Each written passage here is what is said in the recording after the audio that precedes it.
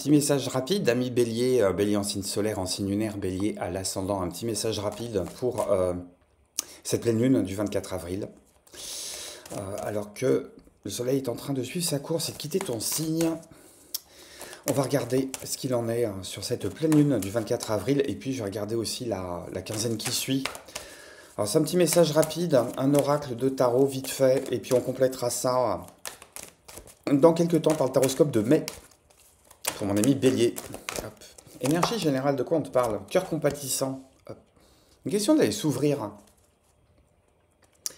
Une question d'aller s'ouvrir. Une question d'aller s'ouvrir, c'est comme si on te disait de faire un petit peu plus de place pour ce qui pouvait descendre du haut, du très haut, de ce qui pourrait descendre de la part de ce qui est une forme de don, j'allais dire, du grand architecte, de Dieu, de l'univers, du créateur, appelle ça comme tu veux. Il y a une question d'être le réceptacle de ça et puis d'aller rayonner. Une question d'aller donner de la couleur. J'entends aussi qu'il y a une question d'aller donner de la couleur dans sa vie. Euh, Peut-être que tu as vécu des situations, que tu es en train de traverser des situations qui sont peut-être un petit peu trop en teinte noir et blanc, en teinte sépia. Alors est-ce que c'est un passé qui te retient avec le fil à la patte? Est-ce que c'est des histoires de conscience qui te travaillent? C'est du remords, c'est du regret. On cherche nécessairement un coupable, on cherche nécessairement la personne qui a fait le mal, on cherche nécessairement la personne qui a souffert de ce mal, la personne qui va réparer les torts. On est un petit peu trop dans cette espèce de triptyque en noir et blanc, le bon, j'allais dire le bon, la brute et le truand, c'est le sauveur, le bourreau, la victime. Et on te dit d'aller te donner la permission, d'aller te donner la puissance, de recevoir cette puissance-là, d'aller te donner un petit peu plus de couleur. Et finalement, cette histoire de cœur compatissant, c'est un petit peu comme ça que je le pense. C'est ouvrir son cœur pour aller mettre des couleurs à l'intérieur. Alors, je ne sais pas comment ça te parle. Ça m'arrive de manière très poétique. Ça arrive de manière très poétique pour un signe comme le Bélier. Il y a une question aussi de faire du fine-tuning. C'est comme si on te disait de changer aussi de station de radio pour aller capter des messages. Peut-être pas des messages qui vont te parler nécessairement, mais qui vont te demander de faire l'effort. Un effort d'écoute, un effort de traduction, un effort de reformulation. C'est peut-être ça qui va t'ouvrir le cœur aussi.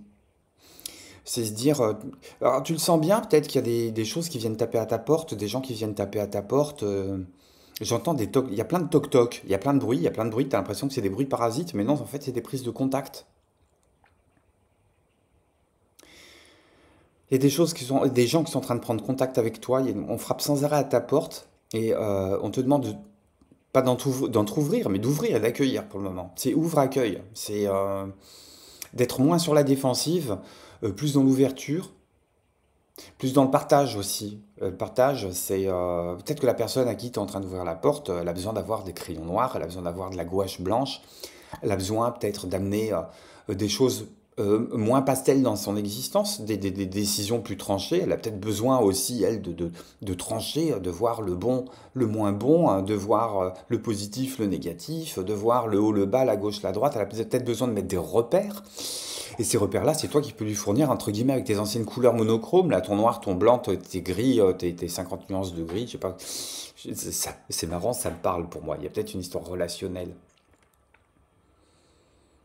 Il y a peut-être une histoire de positionnement sur un échiquier amoureux. Hein. J'arrête pas de penser au noir et au blanc par opposition à la couleur. Et le noir, le blanc, pour moi, ça me fait penser aux échecs, aux échiquiers, à ces pièces qui se déplacent, à ces formes de stratégie. Et on te dit, pour le moment, laisse tomber un petit peu ça, va t'orienter plutôt vers quelque chose de moins carré, de moins stratégique, de moins calculatoire, d'un petit peu plus dans la douceur, l'intuition, le partage, l'échange désintéressé. Quitter les plateaux de la balance, quoi. Qu'est-ce que j'ai d'autre pour toi sur cette période, pleine lune du 24 avril et quinzaine, jusqu'au 8 mai, mais je reviendrai avant sur la chaîne pour les taroscopes de mai. Alors c'est vrai que je suis pris par beaucoup de choses et que j'allais dire, le véhicule terrestre n'arrive pas à suivre sur tous les plans. J'ai besoin de beaucoup de repos. Donc petit tirage, mais on met l'essentiel à l'intérieur et on reviendra, je reviendrai pour d'autres choses hein, plus intéressantes. Hop.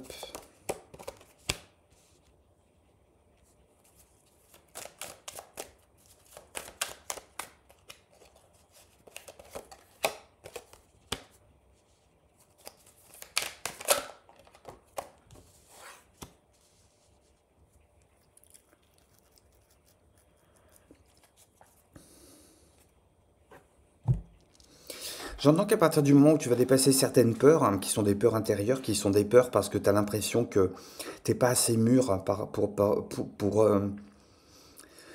affronter des situations. Il y a des situations multiples, des situations qui te demandent de choisir. Alors soit tu vas rester aux prises avec ton ancienne manière de fonctionner, et soit bah, tu vas affronter cette nouvelle façon de fonctionner, tu vas affronter cette nouvelle échelle de valeur, soit tu restes enfermé, alors je vais faire simple, soit tu restes enfermé, parce que je veux faire rapide, soit tu restes enfermé dans ton noir et blanc, et puis les choses ne changeront pas. Et puis la première des conséquences, c'est que tu seras persuadé de ton immaturité récurrente, définitive, rédhibitoire, et t'avanceras jamais. Soit tu te dis, ok, je me lance dans cette voie nouvelle, au risque de me tromper, au risque d'avoir besoin de faire marche arrière pour apprendre, au besoin de faire répéter.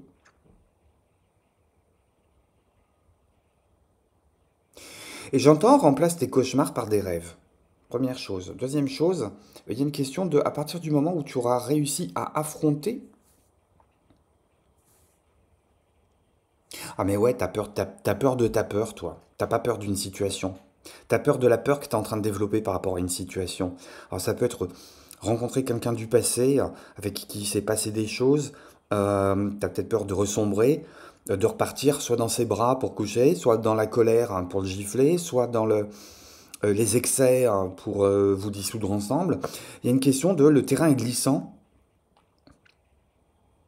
Dès que tu es remise ou remis face à une situation, pour moi c'est une situation qui est relationnelle et tu as peur vraiment de répéter les bêtises du passé. Soit t'enfermer dans tes cauchemars, soit on te demande d'aller nourrir des rêves. C'est toujours cette histoire de remplacer le noir et blanc par de la couleur et cette histoire d'aller créer des liens, de tisser des liens qui sont nouveaux, qui sont différents, qui vont te permettre de passer d'une maturité à la maturité. Parce que j'ai un autre message pour toi. J'entends aussi, cherche pas nécessairement à fuir une situation qui justement te ramène un petit peu à cette peur de quelque chose. Euh, Entre guillemets, ça te courra derrière, donc ça te courra derrière. Sur cette quinzaine, il y a la possibilité de faire un switch qualitatif, un saut quantique, diraient certains. Une question de changer son point de vue sur une forme de réalité avec plus de hauteur, plus de détachement. Euh, le côté moins grande gueule aussi, avec tout le respect que je te dois. Hop. Et ouais, ah, c'est celle-là qui tombait en premier. Non mais regarde, on te dit hein, de la prendre cette maturité. Maturité par rapport à une situation qui a fait son temps, sur lequel tu dois faire ton deuil, euh, qui t'a drainé en énergie, qui t'a tiré vers le bas, euh, sans nécessairement endosser ça, et teinter ça sous la forme de la culpabilité. On te demande de quitter ce sentiment de culpabilité parce que c'est ça qui te draine, c'est ça qui te tire vers le bas. C'est pas tant l'acte ou c'est pas tant la situation par rapport à laquelle tu dois prendre une forme de détachement, une forme de recul pour entamer ce travail de séparation, de deuil, de page à tourner.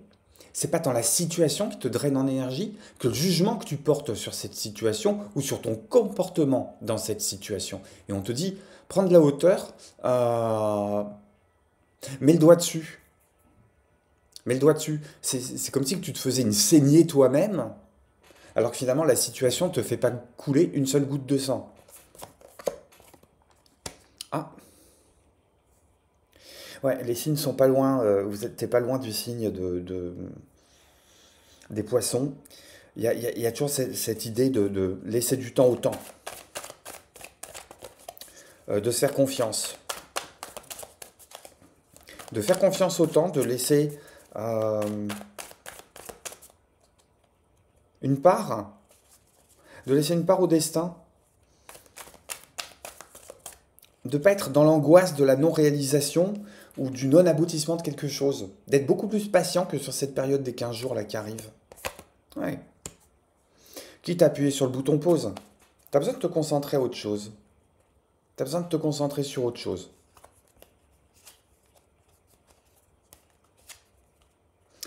Une question d'aller travailler sur ces blessures là, à mon avis.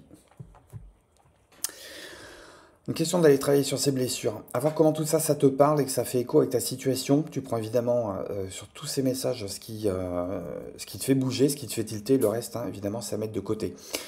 On ira plus loin dans l'exploration de tes énergies pour le mois de mai, quand les vidéos seront en ligne. D'ici là, je te remercie de ta présence, du pouce que tu laisses, du commentaire bienveillant que tu laisses aussi. Et si tu t'abonnes, c'est que du bonheur, et pour la chaîne, et pour toi, et pour moi. Et je t'embrasse, et je te dis à très très bientôt, Shelan, bye bye.